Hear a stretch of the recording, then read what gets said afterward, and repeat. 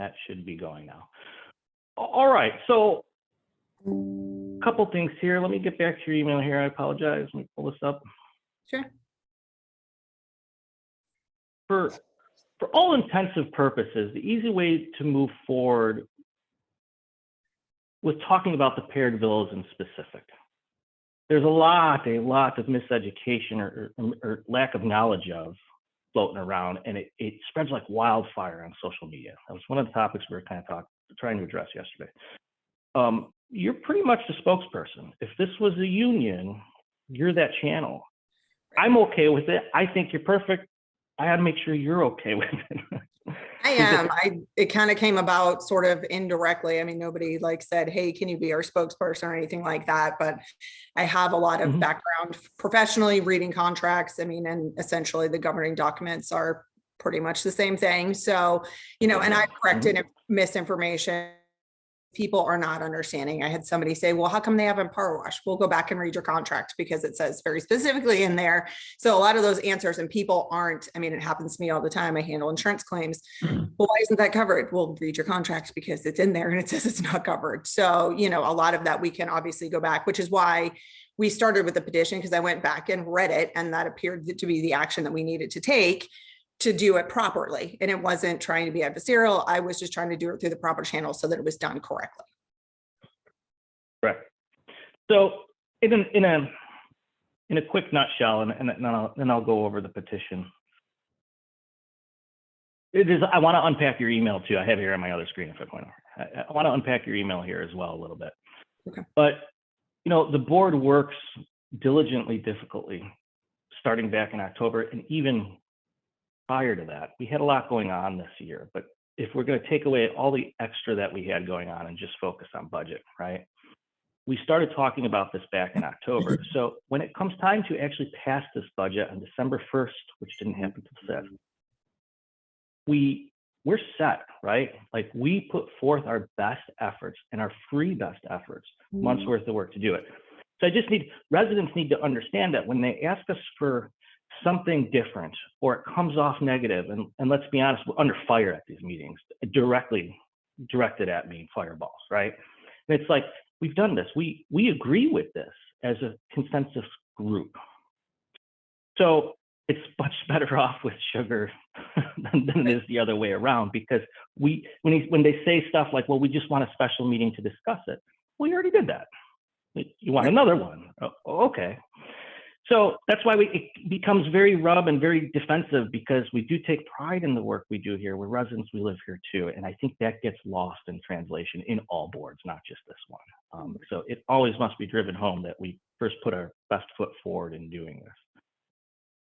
So when we do that, we kind of shut down for that 10 days for a lot of reasons. We approve it. I wished it was out in October. I wished we had the timeline to get that done sooner, to at least get visibility to the community, right? We didn't have the financials to be able to afford to do that, which is unfortunate, but we did. So we get it approved, and the second we get it approved, we have to shut down because we know what's coming our way, right? We know there's going to be tons of backlash. And at that point, it's up to the community to do their work, to follow through with the next steps, to go with the rejection. That's why in the charter, the whole preface of the charter is disapproval. So they have a right to disapprove. And that's what I was trying to explain a little bit last night to the gentleman, was the membership has a right to disapprove anything over a 10% increase from the previous fiscal year. In order to disapprove it, it must be approved first. You can't disapprove of something that has not been approved. So that's why the charter is very specific in that detail. It gets approved, and then there's a 10-day wait period. Within that 10 days, and this is from multiple attorneys, both our old attorney, Kelly Bloom, and our new attorney, George Root, who do not affiliate with each other. Both have the exact same statements to offer. What needs to transpire in those 10 days, if there is a proper rejection of budget, the service area needs to come in with a signed petition of at least 67%. So in the Paired Villas case, 67 signed members, to hold a special meeting and offer an alternative budget for the board to put into place. And more importantly, when that happens, the board's not required to put it into place. Community can do it. Right? You can push our hand. We don't even vote on it. It just gets done because it is the will of the members. And the only way that would happen is if the board did something extremely incorrect in the budget, right? That would be a huge red flag that we did something wrong. So again, but that's how that would happen. Now, as Can you saw, I the attorney is very, yes, ask please. for clarification on that? Because in reading it myself, what I saw was that it was 67% had to put forth their vote so that we can then have the special meeting, at which the special meeting would then be the vote for the 75% would have to show up. That is correct. Okay. You're correct. But in that meeting, you have to have something to vote on. So you only need a quorum at the meeting. So you need your 67% to get the special meeting, right? Then once you get the special meeting, you need to have a quorum of 33% to continue the meeting, to actually hold it. Then to vote on anything, you need the 75% there able to vote, and you need something to vote on. Okay. So you would need to have an agenda released, and that's where we say you would need to have a budget already done in advance for the 75% to have time to look over, show up, and vote. We didn't see that in any of that formulate in the petition. I'm not saying that in fault of any means. I'm just saying that meat and potatoes kind of wasn't there for that 10 days. And in all honesty, that's always kind of the hope of the board, right? Because we know what we did was correct for the community as a whole. We believe that as a whole, as a group. But as I had a great conversation with Sagewood as well, you know, things that could be done. Okay, you could always get a petition together and force a special meeting. You could always do the exact same process at any time throughout the year. Next week, and it wouldn't be forcing hands. I'd gladly help you through it and help you get the meeting set and done. Because, you know, if the neighborhood, if the paired bills are that strong on something within the budget, we're neighbors. We want to help you fix it. Right. So the only difference is it doesn't necessarily force, the board doesn't have to vote on it now. The membership doesn't have to vote on it. It's not in the membership's hands to change. It's in the board's hands to change, which we could very well do, which is another reason I was kind of saying last night, if it's a well thought, like for instance, I give you the conversation I had with Sagewood, you know, they don't want to touch the landscaping project. They believe in it now that they understand a little more. At least their representative does. They don't want to touch too much in the budget. They think it's right. They're trying to reduce the step. They're trying to put another step into 2023 to get the price back hiked up in 2024. And I understand that. So the thought process there is they're going to go back, they're going to get their signatures, and they're going to have a new budget presented, which will have the contingencies cut out. With the understanding that all the residents understand, should something go horribly wrong in the community, another hurricane, they could be facing a special assessment to make that correction. But that's a you know, a knowledgeable risk factor liability that they're willing to take on to reduce the cost this year, knowing next year that 10% is going to go back in there. In addition to, do they want to mulch this year? Maybe they skip a year of mulching and power washing just to soften that blow, and we'll put it back on the books for 2024. These are real options that they could do to make community impact on their monthly dues. Things they can't change, things you can't change. At least I say can't as in right this moment, okay? You can't change our service area agreements in the charter. So, you know, for instance, you could never change roofs. We had a gentleman really adamant about changing their roofs and wanted to do their own roofing. State law requires shared roofs to be managed by a third-party organization. It's just not possible. We can never pull that. Landscaping, for instance, is in the charter. We are required to do that for the paired villas. So we can't change that on a budget revision. So in a 10-day budget revision, you can't change it. That's a charter change. It could still be done. You could get all the votes together. You can get the special meeting. You get the 75% that votes and says, hey, we want to pull it out from landscaping. We then have to pass it all to the community for a much larger vote. Very difficult to do, but can be done. I also just want to make note, because we learned something through this in the past month or so from Jeff over in Encore. Everyone in this community who holds a mortgage has something called a PUD rider at the end of their mortgage, which I was unaware of. That PUD rider has some very loose verbiage, but when I went over it with our attorney, it makes a little bit more sense.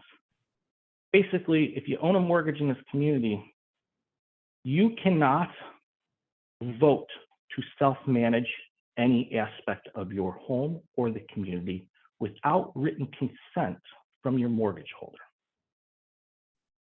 translation, as I've been told.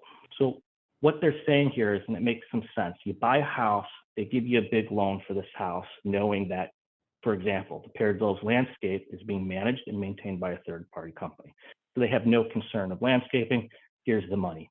Maybe the mortgage holder hadn't, if they known that you were going to self-manage your landscaping, may have gave you less money, right? So that makes sense why everyone has a PUD rider on their mortgage. Now they say you can vote affirmative to self-manage items, provided you get that in writing from the mortgage holder. So that just putting that blanket out there, and maybe something that you make before you move forward, people may want to at least make a few phone calls and see what that all details, because I really don't know. And we would have to get the attorney involved for any large charter changes, and there are some costs, again, would be all pulled from the contingency fund within Paired Villas. That's just a nutshell of what I have of the overview of what we started and where we are. I'd then like to break down your email with you, but before we go further, do you have any questions regarding that process? So the signing of the petitions, I guess, can you point me to where the fact that it needs to, not saying we can't get them, but there's nothing in there, the definition of a petition, you know? Outside of, I could just tell you two things. Outside of everything I know, which I'm going to just call blatant common sense, and some of the online petition forms that I actually sign and approve for within some Congress petitions that go out, all require digital signature mark. I've never in my life personally seen one that did. Now, let's forget my personal opinion and throw it out the window. I have attorneys, and we have almost every definition pulled up says signature is in there. Not required as well, but in the definition at some point. Not all of them, but majority. Furthermore, I have every attorney telling me signature is required. So, and the board's in full agreement. That was the first thing we all looked at. We were totally expecting something from Sagewood and possibly Paired Villas. We weren't expecting what we got. We were a little thrown by it. Like, okay, love to honor this, but I really can't, because we, as I said last night, we could get a roster. It's a piece of cake. So it doesn't say it, but we're being told by legal that it does. And, you know, to our training and our understanding, we have to go by what legal says, at least 99% of the time, right? We hire them to do this. We hire them specifically to translate these documents and specifically detail what's required via email in writing. If we were to defend it in court, they'd be the ones defending it. They wouldn't put it in writing if they didn't believe it. So that's where the signature comes from. Interesting. I handle litigation claims, and I have for almost 20 years now. And I have, you know, in points like this, where it is ambiguous, unless there is a definition or some sort of legal representation, you know, legal, and that a signature is required, then it is not, you know, and there's nothing in the bylaws or the community charter or the standard definition from Cambridge or, you know, or anywhere. And even in the American Bar Association, you know, are they usually, yes. Is it a requirement? No. So I guess that was what I was not understanding. If there's nowhere that says it's a requirement, then why is it a requirement when there's nothing in writing that says that there's a requirement? Sure. Again, short answer is, and George had responded back in the email, you just have to let them know that the board is at a hard disagreement. Okay. And we can get and that's just, it's not an issue. I mean, people sent me their information electronically, mostly by email, you know, because I am here and there's, you know, people are busy and they're doing things, and it's the holidays and people are traveling and whatnot. And so, you know, we were doing our best effort. So we don't have a problem. And I appreciate that. As I appreciate your time and involvement it takes to do this. I know what it takes to do this. It's a lot of work to get everyone together. But I don't want to focus too much on that, just for the sole point that, again, it's missing other items that would need to come into fruition. So that would be that was my next question. Where does it say that we need to present the budget? I guess, where can I look to make sure that we're following the guidelines where? Again, you have to, if you are providing a special meeting, it doesn't say point blank. There's no verbiage of that. But you're pulling a special meeting of what? Well, you got to look at the board. When I work up the agenda every month and I post it, I put meat and potatoes about what's going in the agenda.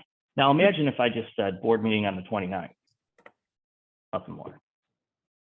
What are we going to do at that meeting? I don't know, find out when we show up, right? So you need to have something in there in the meeting to discuss budget related, not service related. So yes, it doesn't say that you would require that, but after you would have had that 10%, you and I would have had a similar conversation just like this. And I said, okay, do you have an alternative budget to propose? How quickly can you put one together, and what date should we set for this meeting, right? And we would have worked that out, and you would have went back to Paired Villas and figured something out, and we had that meeting, and we could still do all that. Again, the only thing that changes is the forceful vote of the 75% to push the change. Again, if the changes are within reason, the board's more than happy to do it. Okay. Do you want to, I mean, the real issue here is, I think, the landscaping and probably seeing if people want to change that community charter, because I think that's where the Sure. sticking point is for almost everyone I've talked to. You know, they look at it. A lot of people don't love your self-timer thing. I mean, you know, I know Sure. that you're touting that, you know, that it's fantastic. I personally have 5 different weather apps, and I think they all say a different thing. Also brings up if the, you know, if the, who owns control of the water bill, we're paying it, the HOA is in control of the water, what happens during these, you know, the water restriction time. If somebody gets fined, it's going to be the homeowner, not the HOA. And I think that could end up being a hot mess where, you know, you've got people being fined, and then, well, the HOA has control and the HOA says, no, but you pay the water bill. So, you know, I think that could cause a lot of headaches and issues for that. And, you know, if you break out the landscaping, it's about $170 a month, you know, and putting onus back on the homeowner to, like everybody else in the neighborhood, make sure your lawn is watered, make sure your mulch is done, do all of that stuff. It takes it, you know, then you guys don't have to deal with it. You know, and then people are responsible for their own things. And you know, almost everybody has said that I've spoken to has said that that's something they're interested in. So, you know, how we go about getting this changed. And I get what you said about road. And if people, then they're going to do it. And if they throw up their hands and say, no, we'd rather pay the $178 a month, and that's up to them. I mean, I can't speak for, I can speak for myself. I would do it in a heartbeat. It's a little bit of work for me, for a lot of savings.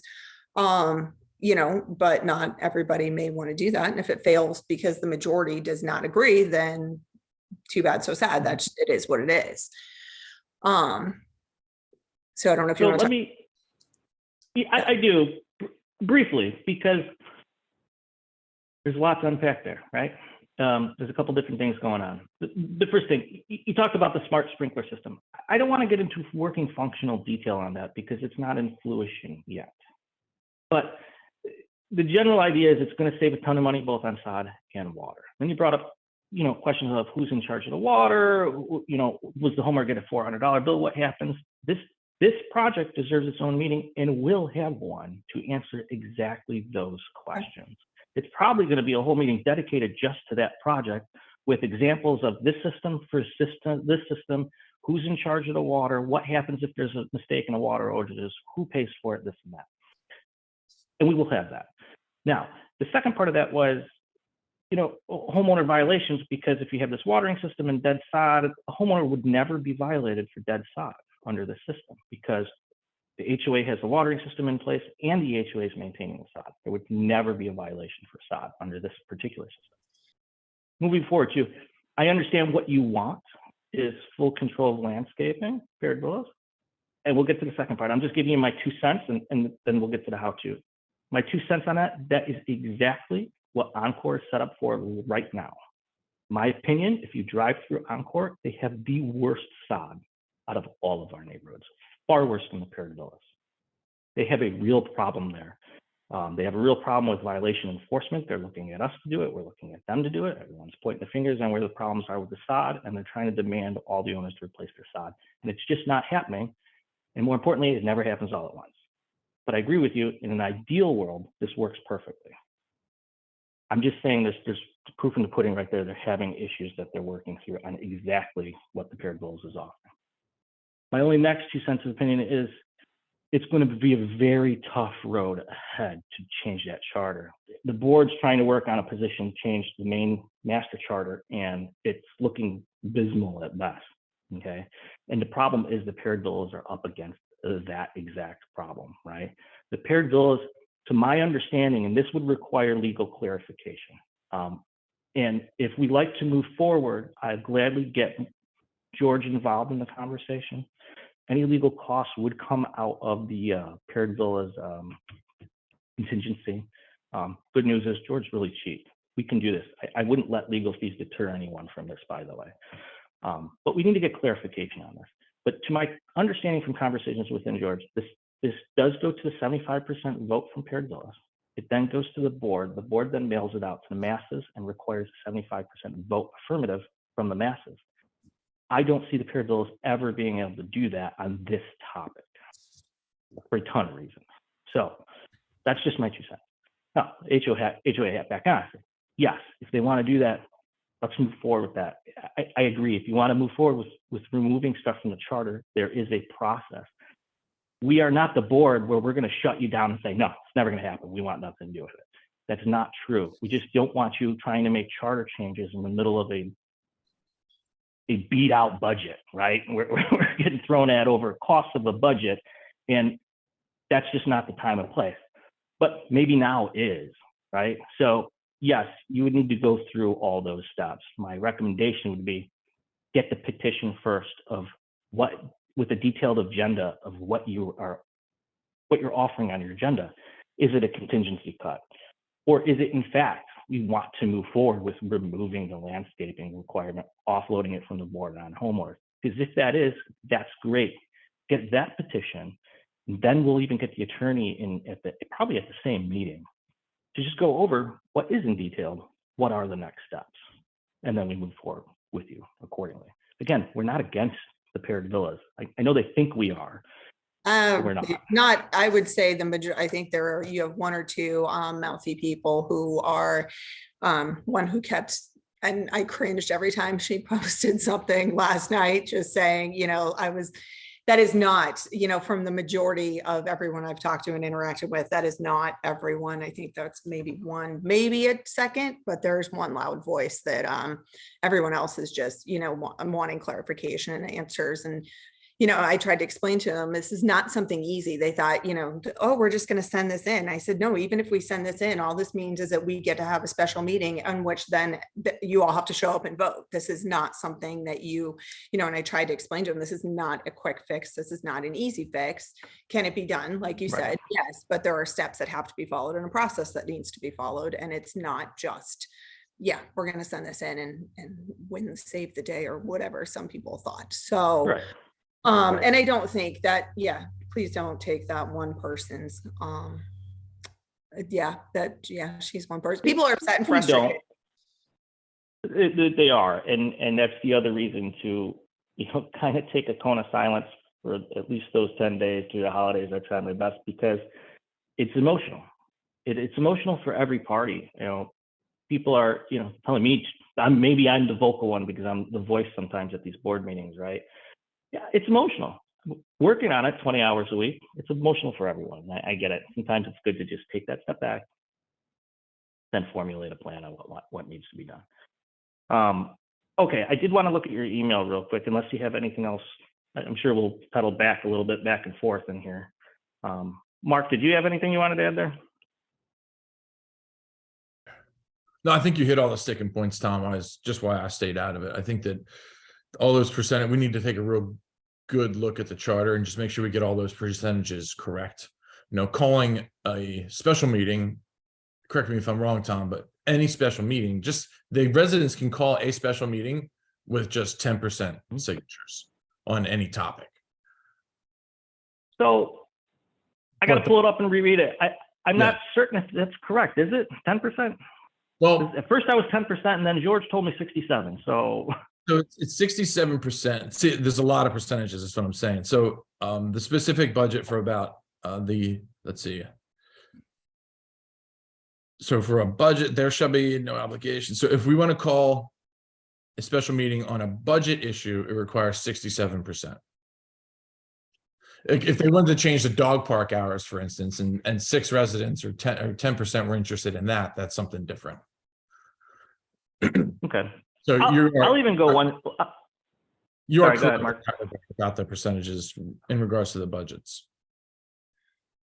I'm gonna put a little bit of my own 2 cents in here. Mark and I were talking earlier, and I was talking with our treasurer Sean earlier about just budget education in general. You know, I would say even if you didn't have a 10% or a 67% of signatures, you know, the board is more than happy to sit down with the paired villas and go through the budget line by line, not to negotiate, but to educate why we made this decision on this line item. We'd be more than happy to do that. Just, you know, if paired villas want to say, yeah, we want to show up to this and we want to be able to discuss our budget. Great, we'll do it. We'll take another workshop of time out of our schedules and do that, because I think it'd be very beneficial for everyone to at least understand what is a requirement and what's not. Again, that's if you're looking to, if the paired villas are interested in understanding the budget and looking for a budget change. If they're literally just after, we just want to remove landscaping, then it is a different ball of wax. Well, I'm wondering if that's helpful before, because if we can vote, if you're saying, and that's accurate, that we can vote at any time to make the change or go through the charter change, I think people should understand what's in there in the first place before they just blanketly say, okay, we want to get rid of landscaping, even though that's most people's feelings from reading the budget. And a lot of them have read it, but at least be able to understand where it came from and then say, okay, do we want to change it or do we not want to change it, and so on and so forth. So I do think, you know, if it can be changed, you know, and removed from the charter in February or March or, you know, whatever date, I do think it's helpful to have a meeting where the paired villas, so people can ask those questions and they can understand it, and then they can make an informed decision based on, you know, accurate information. You get, I just get back to paired villas, and then just get back to Mark and I. If that's something they're interested in, we'll just push it through. We'll get a date and we'll just do it, because Tommy, I think one thing to read the budget. I just think it's real important to know that removing, like you outlined earlier, removing the landscaping from the charter. There's the PUD rider issue to overcome. There's the charter change, which has to go through the lawyers. There's a lot that needs to be done for that. That's probably not going to get done by February. Well, no, I'm just talking about education on the budget. Yeah. Absolutely. I just meant after, because, the fact, you know, that first have a meeting to educate people and discuss it, and then move forward if people want to do that, because like you said, it is going to take a lot of work, and maybe not 75, maybe only 30% of the people are for it. And then it's kind of a moot point at that point before, you know, going down this road of trying to work on doing that, you know, and then people can actually understand what it's going to take to do it. And then they can make their decision, rather than, you know, hey, let's bulldoze forward with this decision. And then people are, well, wait, I didn't understand that in the budget, and I wouldn't have agreed to this if I had understood. Right. And I'll give you one small silly example, but you know, budgets aren't all explanatory. You know, we have an item, we were critiqued on the cost of an iPad and the cost of a television. We have a crazy inflated price on the GL line item for this. And it just says screens and iPads, right? It's very generic. Like, we know the full use of that money, but the members may not, especially if they didn't attend the budget workshops, which we've been told hundreds have attended the videos. We know only one member showed for the actual workshops. We've been told hundreds have seen the videos and they've educated themselves. I could tell you the videos have about 20 views on them. So somewhere between 20 and reality is that number. And, you know, for instance, those screens, well, you'd get a TV from Walmart for $160. Yes, but this is a display unit going outside by the pool, which goes in the cooled HVAC controlled glass unit that costs $2,000, right? Something they may not know in that. And that's something you learn from going through the budget in the workshop, and not something you learn by reading a line item. So it's just simple stuff like that. I'm not saying there's a lot of that in the paired villas budget. It is beneficial for people to understand line by line why we did what we did. Right.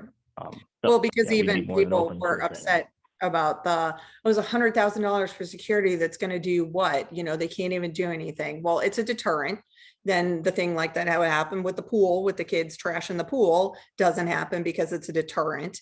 And at the end of the day, it's $7 a month, $83 a year. So are you willing to spend $7 a month to have a security guard run, you know, driving around as a deterrent? Yes, sure I am. When you break it down for people, they just see $100,000. Oh, that's going to save money. Not over 1,200 homes. Not over 1,200 homes. That's always been my push on it, amongst a gazillion other reasons. And the whole board was against it last year when I first suggested it. I didn't even know that we needed it last year either, to be honest with you. But through this year, I now, and the board has learned, we have a problem. You know, security guard may not be the solution, but we are all on the same page of, yeah, we have a real bad problem and it's going to get worse in 2023. We need to do something we need to be funded to be able to start. You know, a good business plan is built for expansion and for failures. So we need to be able to have the funds there to say, hey, we tried this with the security guard. We were on a month to month. It didn't work 3 months. And the security committee comes up with plan B. We start with plan B. We can't afford to have this year of, we think we have an idea and we'll try it in 2024. The place is going to be damaged by then in big ways. So anyway, yeah, I agree with you. These $6 or $7 a month is not my argument point. But I just want to go forth and kind of look at your email here.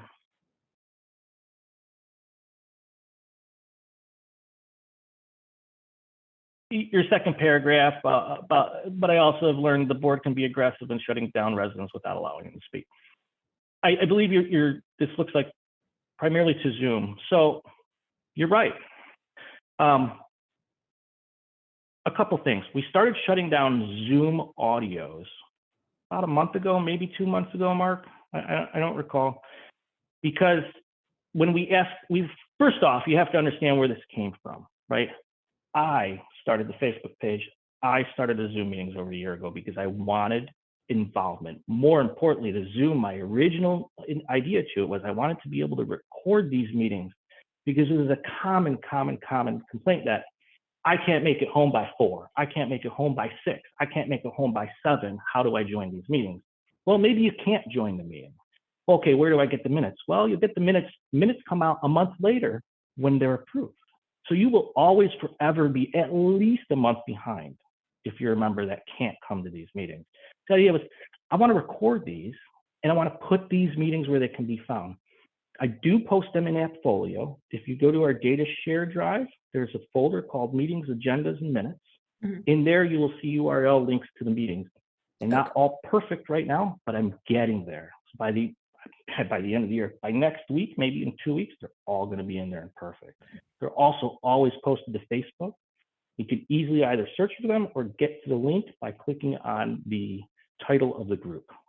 And it will take you to the info page, and there's a link in there for meetings. And I individually post them every night. So that was the thought problem. The thought process was recording, just recording, nothing more. And then it turned into, oh yeah, we have this thing, bought this $1,000 device. Awesome. Let's have people contribute. The Zoom contribution makes the recording horrible because the Zoom members accidentally talk all over each other. I know the board falls victim to this too, but we're in the same room. They are not. And it causes horrible recording audio. And more importantly, we don't know who we're talking to. And it's usually people that are on Zoom are twice as irate about a topic than they are in person. So now we're hit with a ton of aggression from 5 to 20 people, depending on how many people, all at once. People called iPhone. People called Jack's iPad. We literally have no clue who we're talking to. So the general sentence was type and we'll answer. Well, I mean, could you put a something in there that when you join the Zoom meeting, it has to be at least your first name and you have to be visible on the screen? I mean, my work has a requirement when I get Teams calls, our face has to be there.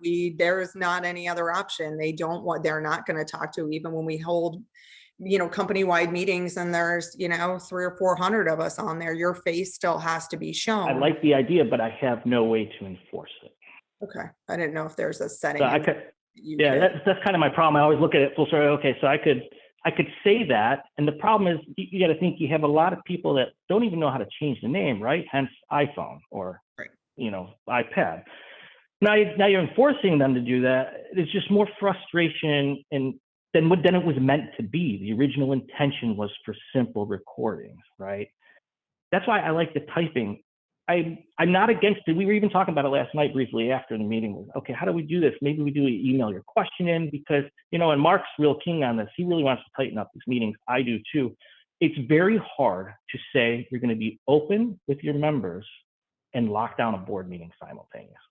Right. The old board used to say, we have an hour. Meeting starts at 6, and they would cut at 7. That's it. Over. They didn't even adjourn the meeting. Just, sorry, thanks, guys. They had the free Zoom account that only allowed 60 minutes. When it expired, the meeting was over. They didn't even get to resident inputs 9 out of 10 times. So that's why. And you're right, the solution may not be perfect. There might be a better one and open to suggestions on it. I Or don't at know how to least fix that. to show your face, even if you don't know how to change the name. And, I would venture to say if somebody can figure out how to use Zoom in the first place, they can figure out how to change their name. I mean, everyone has a smartphone. But a lot of them are on a call in like I am now. I don't use the Zoom app. I just dial the number because I'm used to that conference style. Again, just plain devil's advocate. I'd hate to require something and offload someone from the opportunity. Or that's why. But okay, yeah, because I was, obviously I don't think I took it out on y'all, but I was frustrated because you were talking about the letter that I sent in, and I'm like, yes, I can type, but having this sort of and wouldn't be obviously this lengthy, but having a minute or two to explain where it came from, and rather than because if I'm typing, I'm also not paying attention to what's being said because I'm focused on my typing. So I think it's difficult to do that, to have people type in, unless it's a 1-sentence question, but to have an actual, like, here's what I think, in 1 or 2 minutes, to say something is difficult to sit there and type. I like that. And like I said, that's what we did. It just never worked because everyone talks at once on Zoom. I didn't have a way to.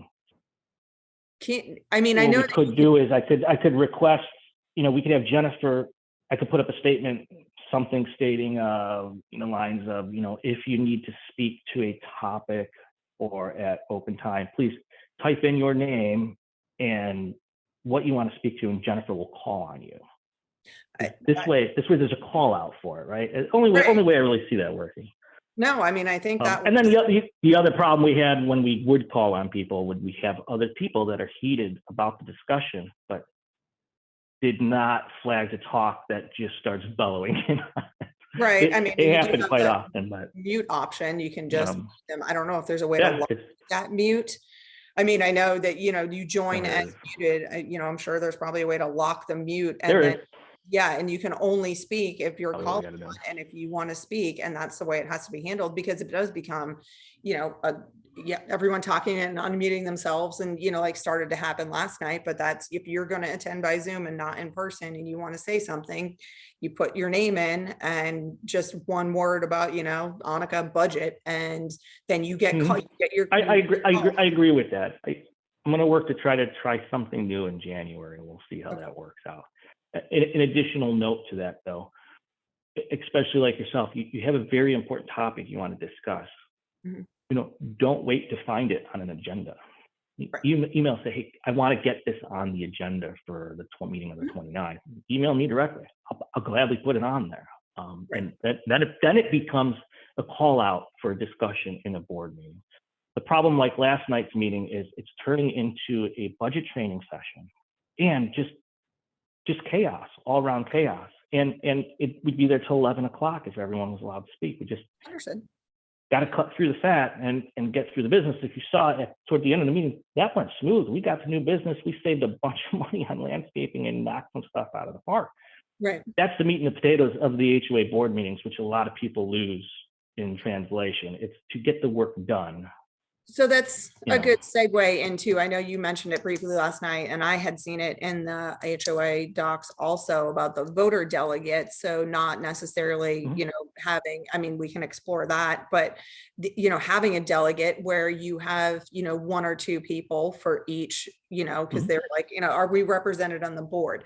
No, not necessarily does the person live on the board, but for the paired villas, okay, so maybe myself and someone else becomes the voice of the paired villas. We gather the questions and we gather, whatnot, consolidate them so you guys don't end up with duplicates of 30 questions. Here's the question, and then we agree to attend the board meetings and then disseminate the information. Here's a copy of the, we can send out an email or post it on the Facebook page saying, here's a copy of the video. And, and that would kind of, I think, cut down and cut, like you said, cut the fat, and then people would get their questions answered and it wouldn't be so much work. So the board is very interested in that. We have been interested in that since what, Mark, 2 years now? So Tommy, yeah, even before I joined the board, before I became active, I saw this voter delegate issue. And, I remember that's when I put together the 6-month plan to institute the delegate program. And I sent it to the board, before even being a member. I said, hey, this is the issue that I have with this. Here's my plan to get this going. And it wasn't the right time. The board was going through a lot of transitions, and now with the budget, we finally did this. We're in a place where we can make big changes like that. But delegates, it's very complex. It requires elections in each. First off, it requires the entire Fishhawk West to be divided up into neighborhoods. And you may think that, okay, well, Encore is a neighborhood, Westlake is a neighborhood, but it's not that simple, because you have just like a huge difference in the number of homes in different areas. So you end up with certain areas that would get a larger say than other areas. So maybe you divide Encore into two neighborhoods, Encore East, Encore West, and each one of those gets a voting delegate. It's if I may interject, just a sample there to expound on that. The thought process was, instead of thinking of neighborhoods, think of precincts. Right. Exactly. So you might have part of Encore and part of phase 1 watercolor in one precinct. This way, there's an equal representation of homes throughout the neighborhood, and there's probably going to be 6 or 7 divisions like that. Mm-hmm. Then you could institute delegate voters to where you're going to say, we need 10%. So you're going to need, what is that, 2, 3? You end up at the end of the day with 12 to 18 actual delegate voters that are cycled through each year from within those precincts. Yeah, we're going to be in the talks about that. I talked about it with George. Our attorney is going to be involved in those conversations, because one of the things that some of this board went through, 2 years ago, and maybe even 3 years ago, was we've never had an election up until last year, and I was been there so since frustrated. 2016. So I've been around. Okay, so I have been. I was around. We never had an election. The founders were the builders were the whole man. So I own the. It is so frustrating to sit through an election process, and we get there, and management just says, "Oh, there's no quorum. Never mind. You're all in for another year." It's like heartbreaking. Delegate voters, we did have a real election, which was great, but delegate voters will prevent that from happening, and it will make charter changes easier. It'll make neighborhood involvement easier if done correctly. Okay. So the voter delegate, though, is that control over a vote? Or I mean, the wording is a little misleading. So yeah. So the downside to voter delegates is, if done incorrectly, no matter how it's done, it pulls the vote away from the homeowner. Mm-hmm. Homeowners no longer have the right to vote. They have the right to complain to their voter delegate. Okay. The voter delegate then votes. If a voter delegate represents 100 homes, they speak for those 100 homes. Even if 51% of those people feel a certain way and 49% feel another way, that voter delegate gets the one voice for those 100 homes. So that's what you get, almost like a representative or something. So could we, I mean, not, outside of, because I don't see anything in the charter or the bylaws. I mean, could we just have, you know, the community, or like say the paired homes or Encore, or whoever, say, you know, not elect, but, you know, hey, I'll volunteer to be just a spokesperson per se, not necessarily just to disseminate the information and gather questions and be kind of the go-between. I mean, I don't know if there's anything, I didn't see So bylaws of the charter, but as a volunteer basis. there's not really. So in charter bylaw, HOA legal terms, what you would want is you would have a service area committee, and then there would be a chairman at that committee. That would be yourself, and one of the board members would be a liaison to that committee. So in the real cycle of things, if we were a much larger and more active community, you know, you would be a chairman to the people of the paired villas. You would report everything to your board liaison. The board liaison would then report to the board. Now, let's cut all that out, because this really just, it's just a clog in the gears. If you wanted to, and Paired Villas was serious and just you being a representative, then I mean, you're just the Paired Villas representative. Who am I to say you're not? And I would argue that with any board member, and we'd be fools not to listen. Okay, that makes sense. Mark, do you agree? I agree. Yeah, it doesn't have to be something official. Right. She can say, these are the questions from the people in my neighborhood. There's nothing wrong with that. Yeah, nothing wrong with that. Right. I don't see any issues with it. We could always work to make it more official, but I'm not looking. I will make sure this board official. doesn't shut you down just because it's not. Right. Okay. That's what I guess was my question. So if somebody came and say, hey, I gathered all these questions, I think it'd just make your job easier and get more information out directly to, you know, to have one point of contact, so to speak, rather than all these people showing up. Okay. That makes sense. Is there anything else in the email? Because I do have just Yeah, there is. Let's just pedal through it real quick. So I hope I answered the Zoom thing as best. We'll try to fix that as best as we can. If you have any other ideas, shoot me an email. I see, also see in the charter, President, Vice President can hold a special meeting at any time. We kind of touched on that a little bit. Yes, we can. Matter of fact, any board member can call a special meeting at any given time. And that's kind of where I got the idea of doing the training session for the budget. We'll just call a special meeting. You just tell us that people are going to be there and it's worth our time, and we'll call it and we'll do it. We're willing to call one in that regard as of now. Sent a petition as the charter bylaws file establishing rules, guidelines set in place. The board is required to do the same. Do each board members have the certification for say? Yes, we do. Again, this is something that I put into place a year ago, above and beyond. Mark and I were just talking about this. So the requirement The boards of prior. Yeah, go. Sorry. Real quick, I was going to cover the requirement is that all of the board members read all of the founding documents, the charters, and our bylaws, and then sign and say that they have read it.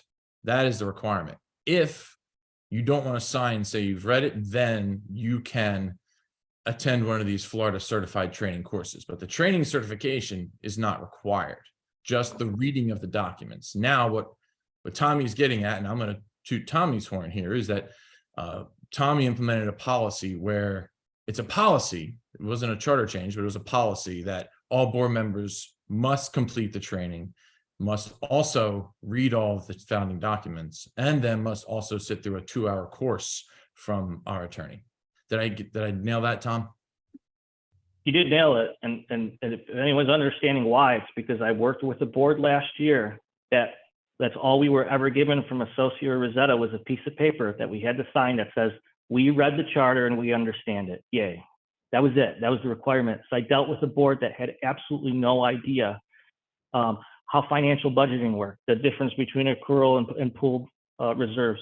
So trying to have a conversation with people that didn't do what was absolutely bare minimum necessary. So we fixed it. So if anything's in question, we are always, every election cycle, we're going to keep doing this. Even if you're a board member that's been on the board and been through this, like I was in the past, I still sit through it all. We still do the $60 training session online with the test. So long as you get a passing score, the board refunds you your $60.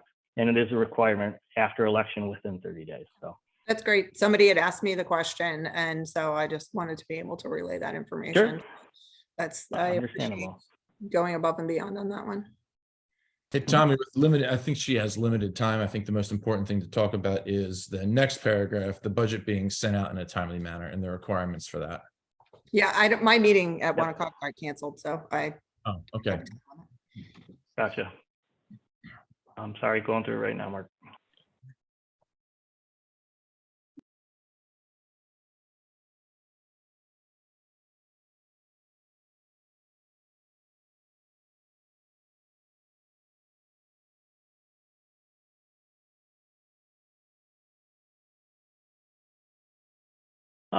I'm not really seeing that here, but that's okay. So,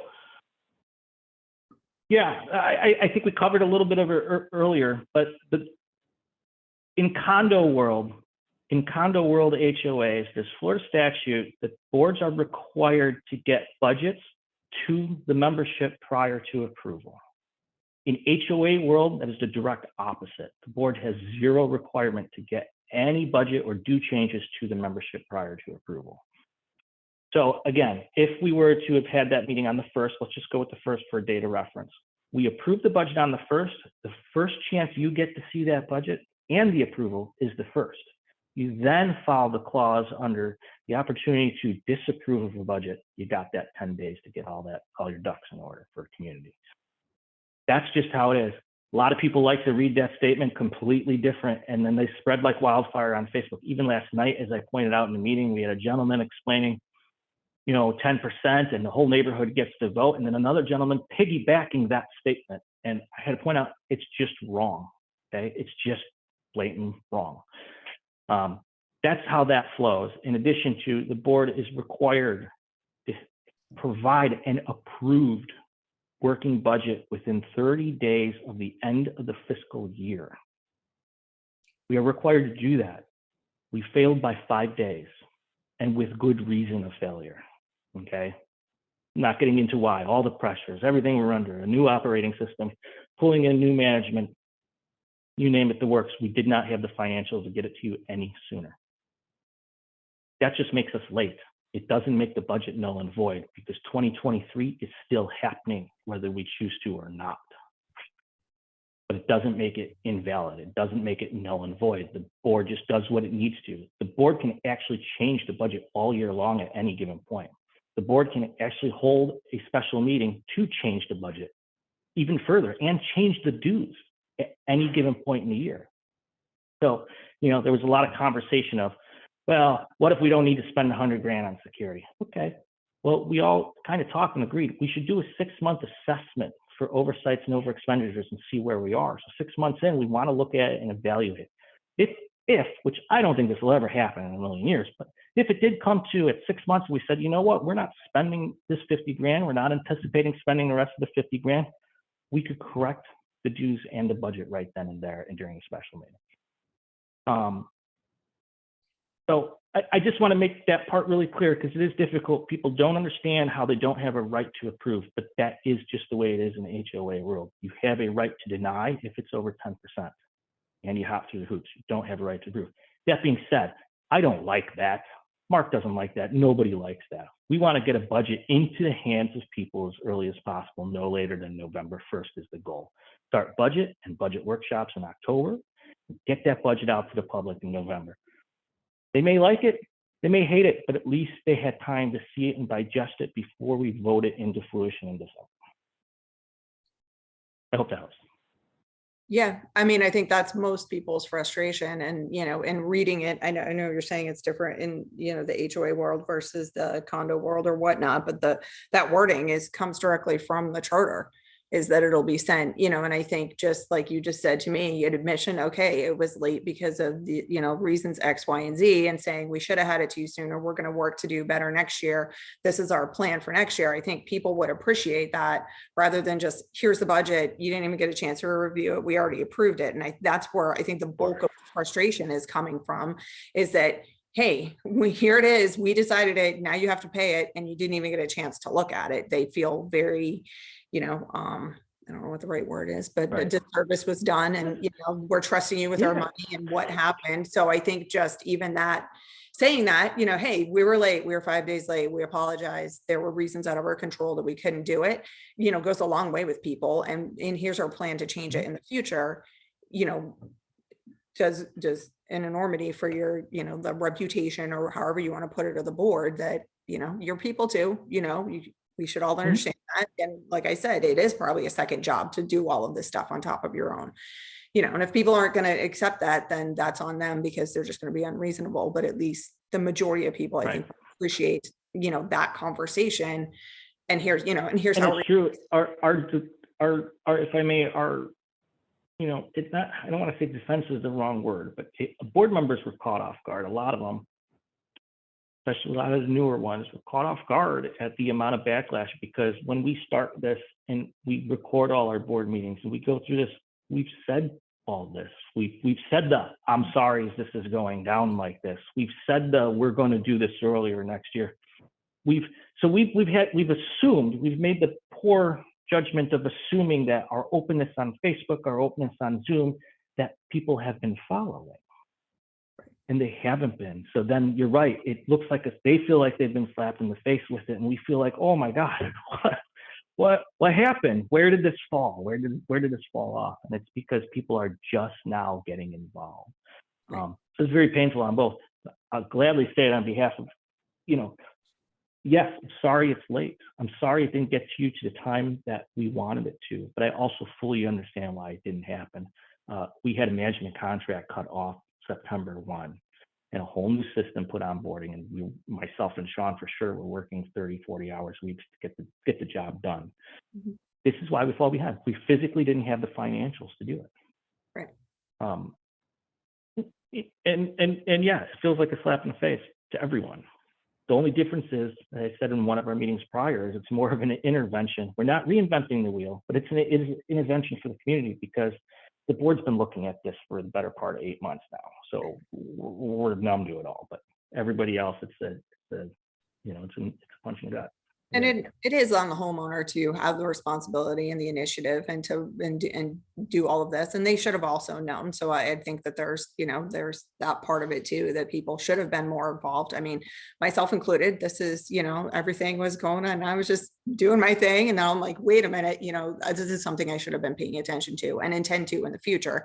And that's how I'm going to fix it is, being more involved in attending the budget workshops and, talking to the paired villas. If that's what they want, then, I can be more of a liaison or representative and get more information so that it makes their lives easier. They don't have to attend every meeting and I can relay information, or if there's somebody else they choose. I mean, I can't speak for them. So I don't know. Sure. But I am willing to do it, if that's something that people want. I just, so I appreciate your candor, and we appreciate that. And I think the only last question that came up that someone asked, there was this, I know Mark posted a long Facebook post kind of about how we got here with the reserving and whatnot. There was a question as to if funds, taking from Peter to pay Paul, or however you want to put it, were those funds reallocated properly? Say if the Encore had to borrow, I'm just using random numbers, 10 grand from the paired villas, where the paired villas paid back their 10 grand or whatnot, were they reallocated properly? So that's a much better question for Sean to answer, but I could give you my overall understanding of it. And I remember this is kind of what got us started on this track going back about 1.5 years ago, even before last election cycle. There is a point in time where we just can't track, right? Once everything's in a pot of soup, you just can't track. So there's a point in time, and I want to say it's been tracked for at least the past year, maybe a little bit longer, where the finance committee was actually able to go back and say, you didn't make these reserve payments, right? And even though the reserve payments weren't made, you can't go back and say, okay, we're going to make them now. You can, but you would have to raise the dues insanely, which is kind of like what we saw here to get caught up. So is it tracked? Yes, it is tracked as far back as we can track it. Because at a point in time, we only had 2 accounts. We had operating and we had reserves. Now, the state of Florida does not require you to have reserve accounts for your reserves. They don't require you to carry any type of reserves. Silly, stupid, most states do. But we know better. What they do state is once you start a reserve, you cannot then elect to not reserve anymore. right? Yep. So we do the smart county move. At least the builder did the smart thing. He put reserves into place. He put no money in them, but he at least put them in place, right? So now we have to reserve. Then the question is, do you want to do accrual or pooled reserve funding, right? Pooled is one big bucket. You just throw it all in there and you pull it out as you need it as you go. Accrual is this money is for this specific item. We've elected to do what's kind of a hybrid system, right? The account is still pooled, right? No, it's one big bucket, but every piece of money that goes in there is line item out and kept on a general ledger saying this is funded this amount, this is funded this amount, this is funded this amount. So when we pull, we can pull from that general ledger item. Should something horrible happen and we need to borrow from one item to the other, we can do so and have access to the pooled money and then adjust the ledger with knowledge as to why we did what we did and when we did it. Hey, Tommy, So yes, it's been, yes, Mark. I just want to clear one thing. It's pooled per service area. So not like it was before where the entire Fishhawk West was pooled, but Sagewood has a pool, Parrot Villas has Yes. a pool. And then even with- more structured than that. Right. Their pools are so like they'll have a pooled for maintenance and a pooled, yes, you are correct. Okay. So within those are specific line items which which are accounted for. So back before, it was just everybody's dumping it into one account and there's no telling really how much went in from which one. And now we're keeping track and saying, okay, the Parrot Villas puts in Yeah. X amount and Sagewood is putting in X amount. So then they can be pulled from the, okay. So you guys corrected that problem. And So I appreciate that. Makes sense. I forgot one thing. The only way, and this was happening all up until this year, literally September. The only way that an HOA cannot fund their reserves is if they can't. For instance, we were just looking at a lawsuit done on an HOA that had like $4 billion homes in it. And the HOA wasn't taking care of this piece of property that they had in their multi-million-dollar property, and they just decided we don't have the funding to, so they just closed down the property. A homeowner sued because it's illegal to close down a property that you bought your home with just because you say you don't have the money. And the homeowner actually won $4 million off the lawsuit. This kind of ties into that because if you can't afford your operating, it's the direct opposite with reserves. If you can't afford to pay your reserve that month, you're allowed not to. So, you know, under Newland, they're saying, well, each household was putting in $67 or something a month into reserves, which is not enough to begin with. But even if it was enough, on top of it, they weren't making the transfers. They were saying, oh, we spend it, we don't have the money to fund it this month, we'll fund it next month, and then never even funding it the month after. So you have the right not to fund if you can't, you don't have the operating cash, which was a problem. And that's where we kind of noticed that, you know, we were just throwing one item into the reserve pool. It's like, okay, well, the pool's going to have to be resurfaced in a year and a half. It's $120,000, and that wasn't even in the account. So we knew something's wrong, and we dig through the finances, and yeah. So the amount of money that was being contributed to the reserve prior to acknowledgement was so minuscule that even if there are some dollars of misrepresentation in that pool, it's so minuscule it wouldn't have made a difference in the grand scheme of things anyway. So if I'm understanding that correctly, it's just like your regular bank account, your paycheck goes in. If you spend it all on your bills, you have no money to put in savings. You don't put any money in savings that month, but that should not be the case. That's exactly what it is. That should never be the case in any business. You know, it just shouldn't.